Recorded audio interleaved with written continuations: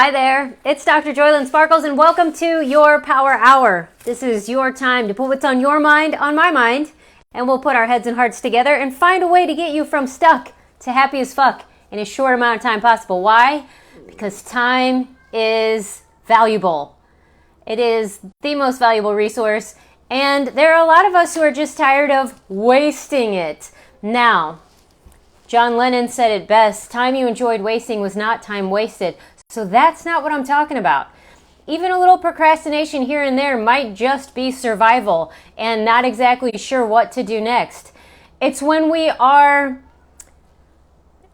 not exactly intentionally, but in some ways aware that we are running the same experiment again, just to be sure of what we already know, because we're just not willing to risk trusting ourselves.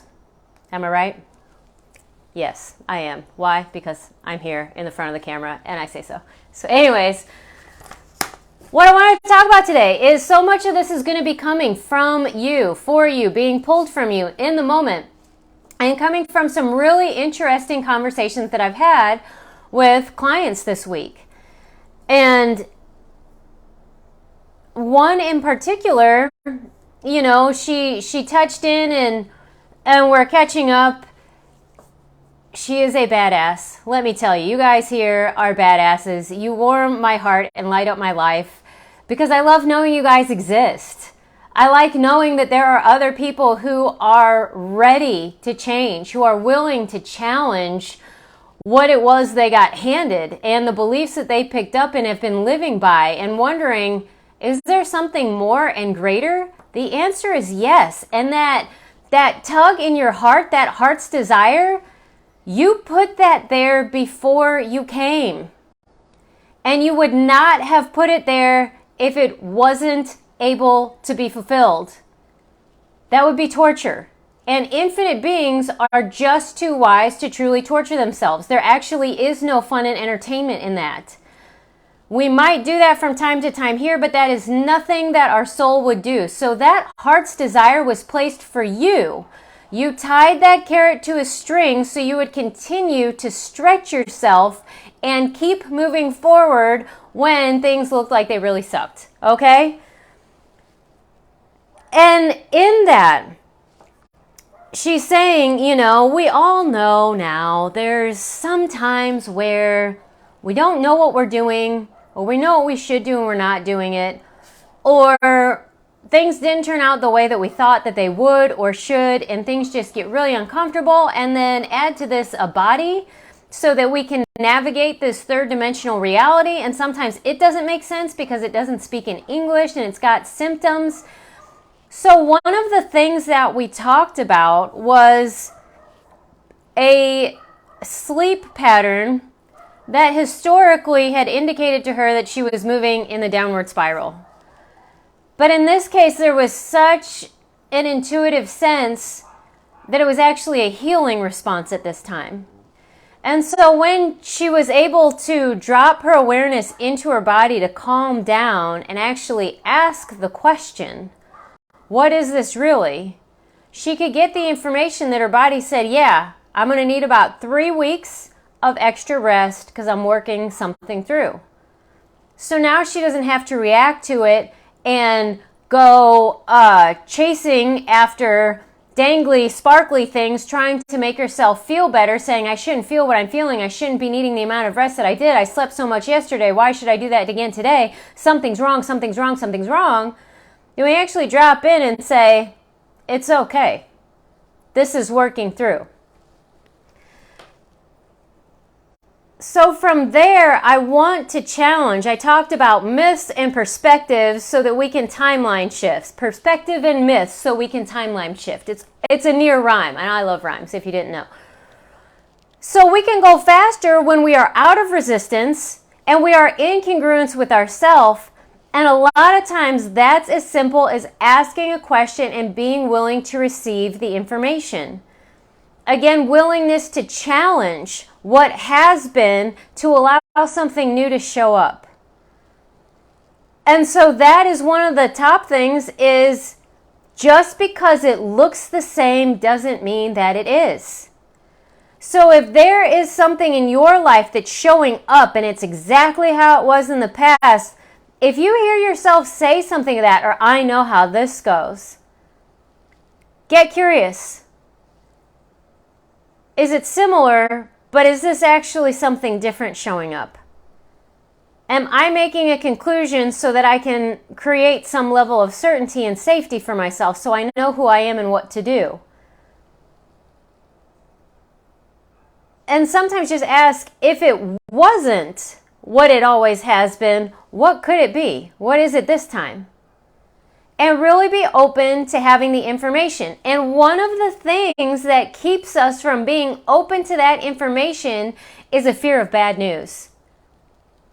Because one of the myths that I am ready to bust for all times, and how many of us have said it? It sounds, clever, and we can get some support and hits on social media if we just go on and on and on and look at all of this list of evidence I have for we're going to hell in a handbasket. Things aren't right. This is wrong. We're going backwards. That kind of sentiment. So that when we're asking a question and we're like, if it wasn't what it was in the past, I don't want it to be something worse.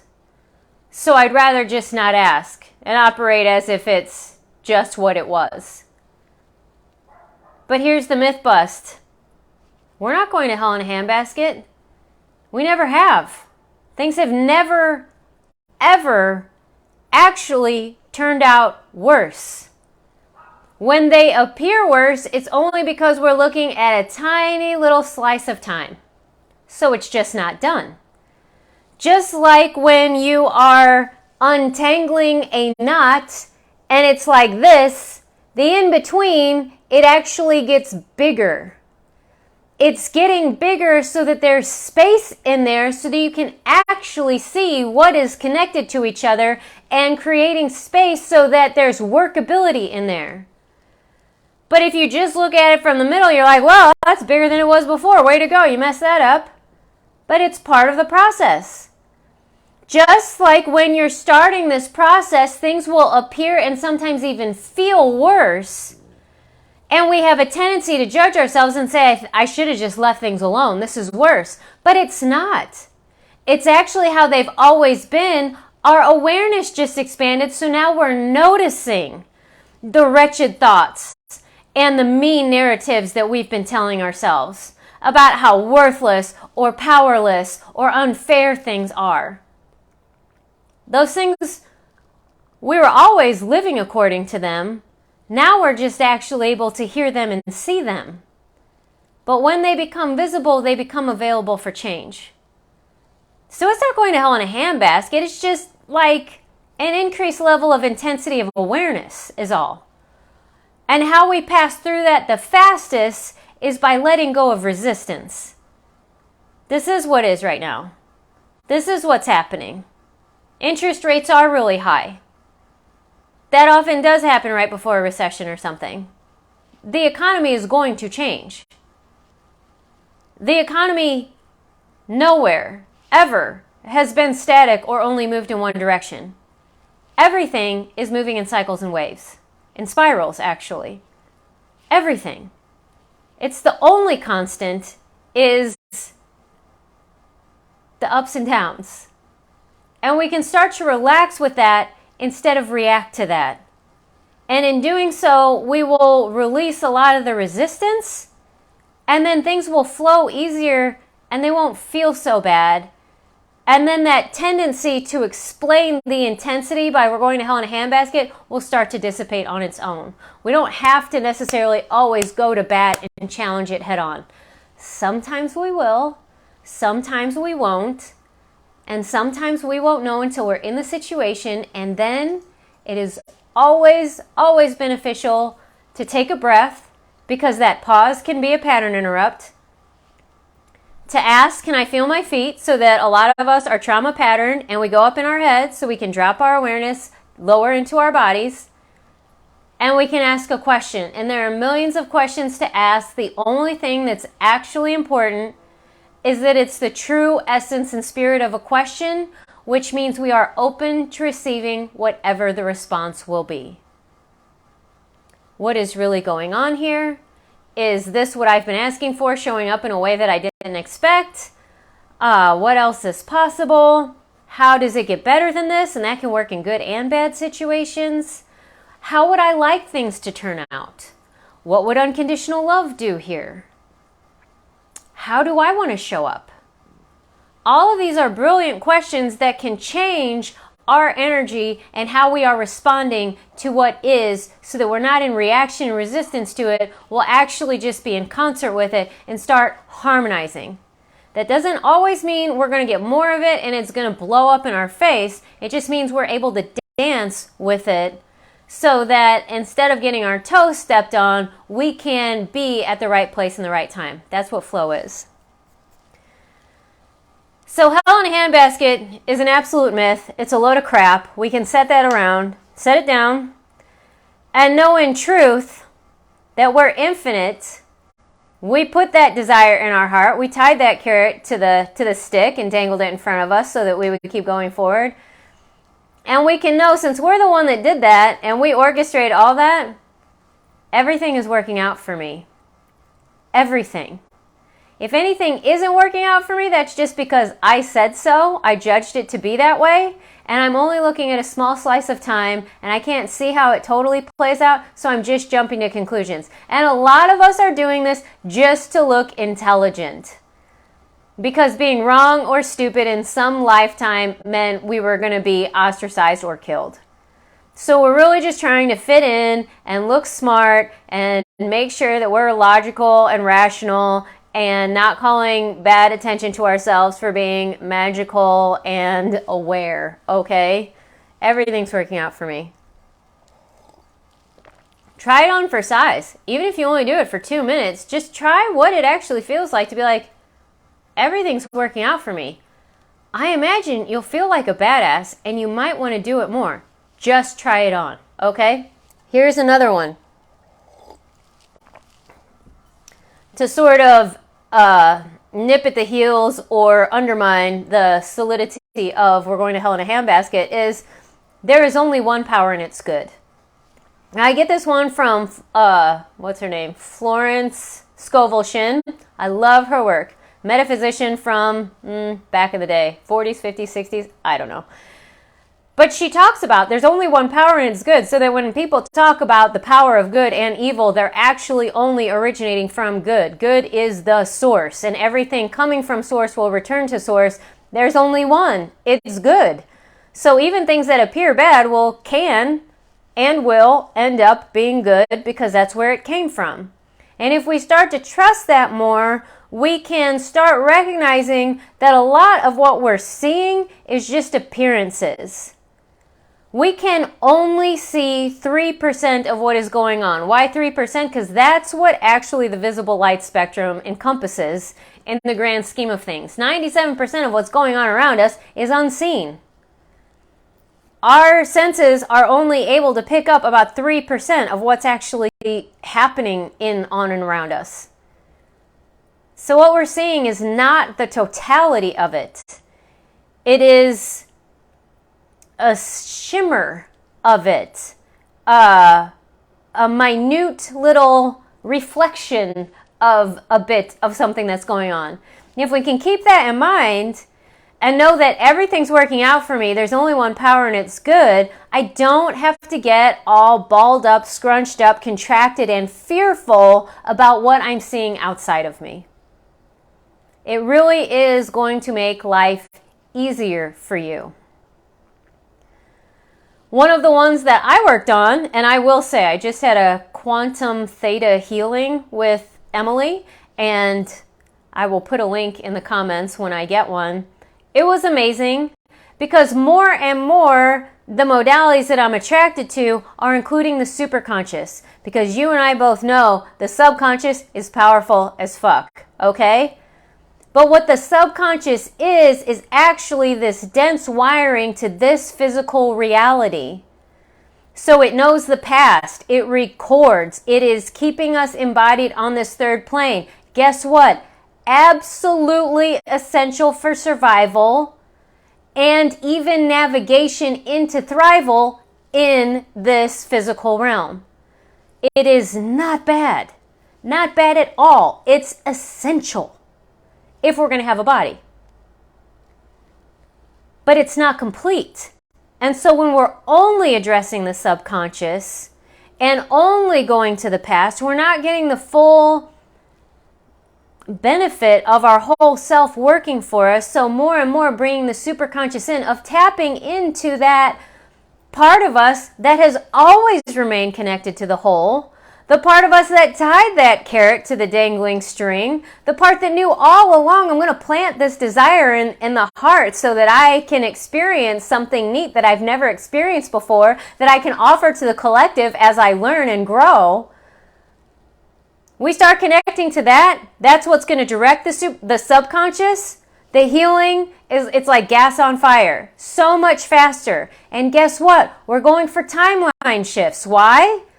Because time is valuable. A lot of us have been playing and experimenting in the same lab with the same variables, or just substitution variables. You know what I'm talking about. You've dated the same guy, different name, different hair color, but he's like the same.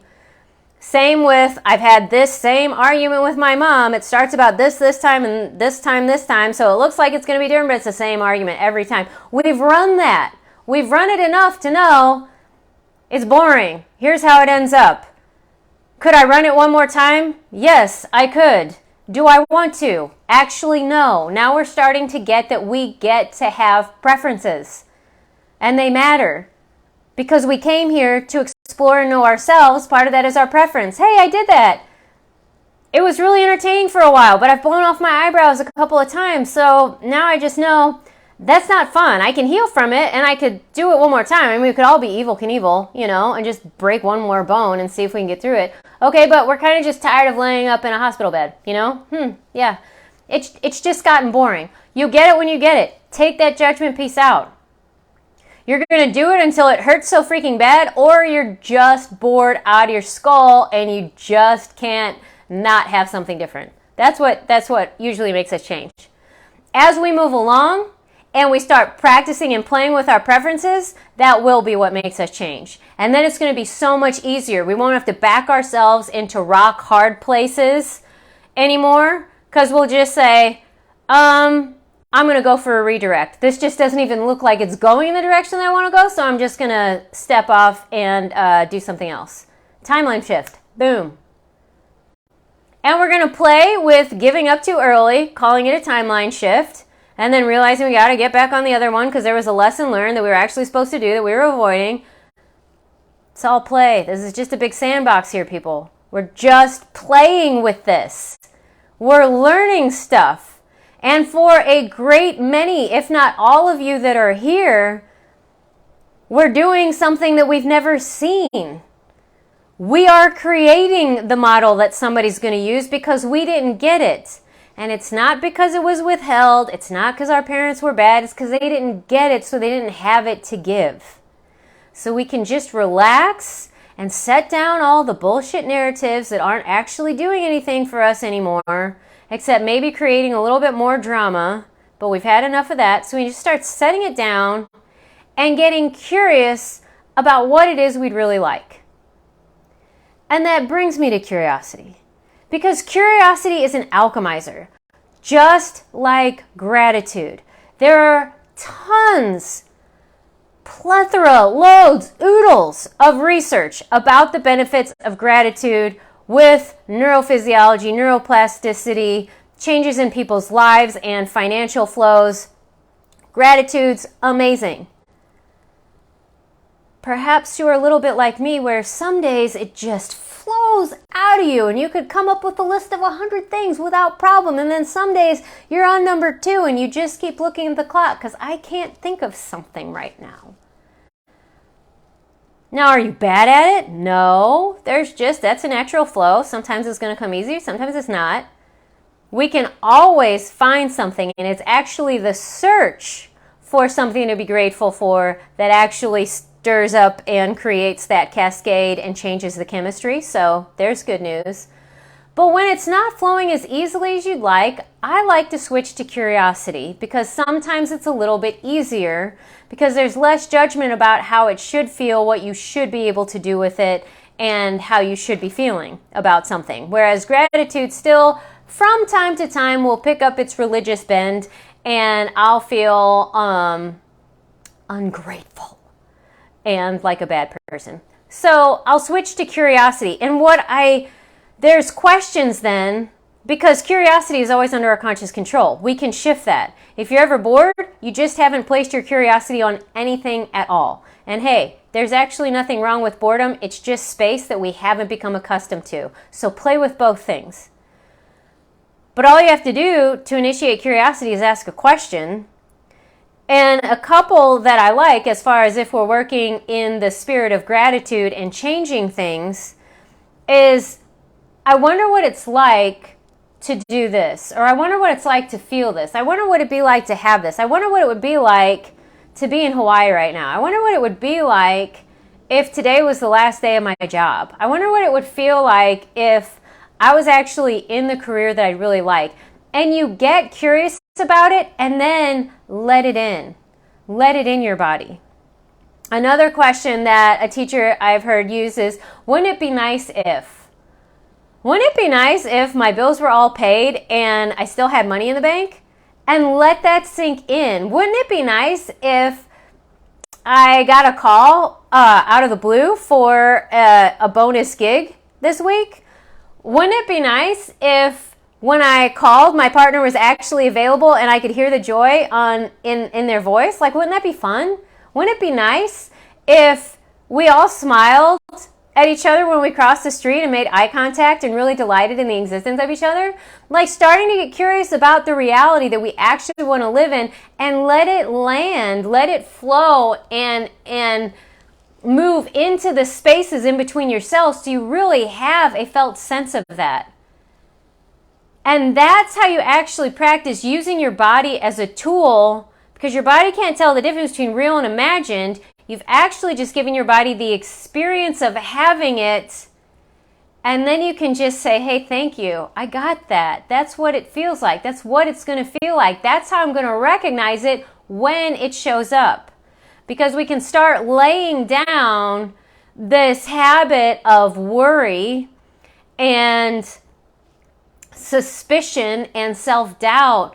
Those are actually just habits we can start laying down. Don't worry, they're going to be in plain view so we can pick them up when we get really uncomfortable, because we're going to have to do that for a while. But we just keep setting it down and taking a step away. And we'll pick it up when we get really uncomfortable, and then we set it down and walk away. And then maybe we'll take 2 steps. And then maybe 3 steps. And then we start to get used to not worrying about this stuff anymore, and we start to move into knowing that everything's working out for me. That there's only one power and it's good. All is well in the end. If it's not well, it's not the end. We just start knowing these things. And we'll recognize them because they're going to feel like how they felt like when we got curious about, I wonder what it's like to have this. Wouldn't it be nice if this was true? And just say thank you when you have those little moments, when you feel your body light up and spread out, because then you'll get more of those. More questions will pop up, more surprises will pop up, the synchronicities start to flow, because when you're in curiosity, you've got dopamine going for one. You've got a reward system that actually is opening learning centers. It's actually positive feedback to make you more curious, and it's also changing your reticular activating system as far as what you're aware of. So it's going to direct what you're paying attention to so that you're going to see more and more of it. So it's just like a double bonus. And again, working in that this is also a really good starting place for how to bring your body into this process of transformation. It's not just about vitamins and supplements and water. Those things are important. You can't ignore those. But it's not like that the body is this separate thing and our mind and spirit are this other separate thing, and we somehow focus on this one and then on this one. They're actually one and the same, and the body's letting us know the slight expansive presentness. That's when we are congruent with who we really are, the one power that's good, knowing that everything's working out for us. I'm actually the one in control. I tied that carrot to the string so I'd go for something big. I put that desire in my heart because I wanted to fulfill it for myself and have that experience here. I start to trust that's who's in control. It's still me. I set up the entire thing. It's amazing how this works. And the body's going to let us know when we're in congruence with that, when we're heavy, super lethargic, crabby, crunchy, everybody's on our nerves, we're in resistance. We want to tap into this current reality and be smart and act like we know more than everybody else and think that bad news is more real. It's not more real, it's just denser. It's heavier. That's it. So it sticks around a little bit longer. It's actually all kind of just physics. It doesn't make it more true. It just makes it appear more true. But appearance isn't everything, and we know this because it's just one slice of time. And it all works out in the end, and it's all working out for me.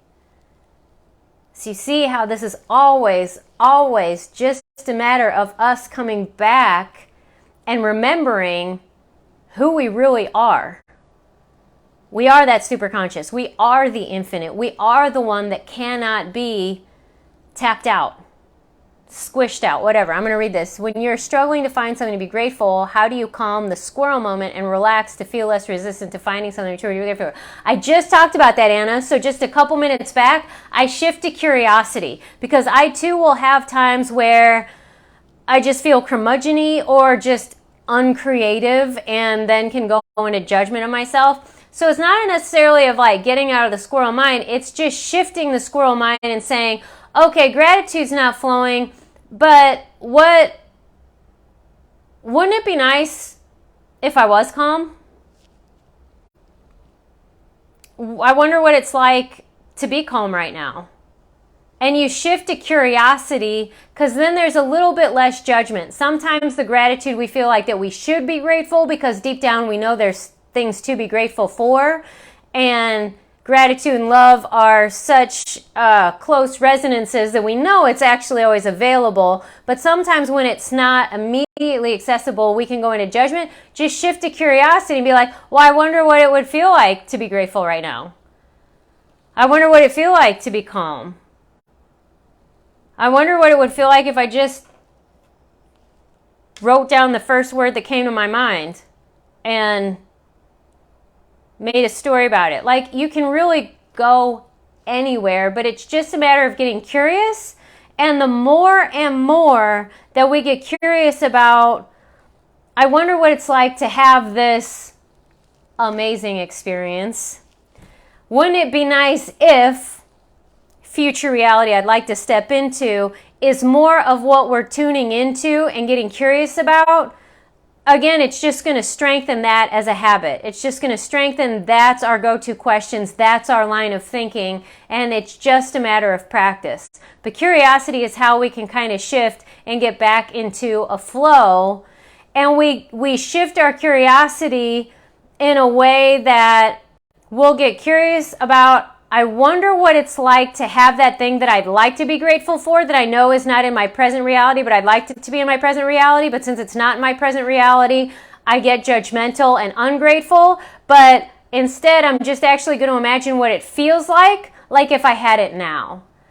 But instead of kind of mourning and grieving and getting frustrated that it's not here, we just totally let ourselves go into, I wonder what it's like if it was the last day of my job. Like, today's it. Like, tomorrow I'm off.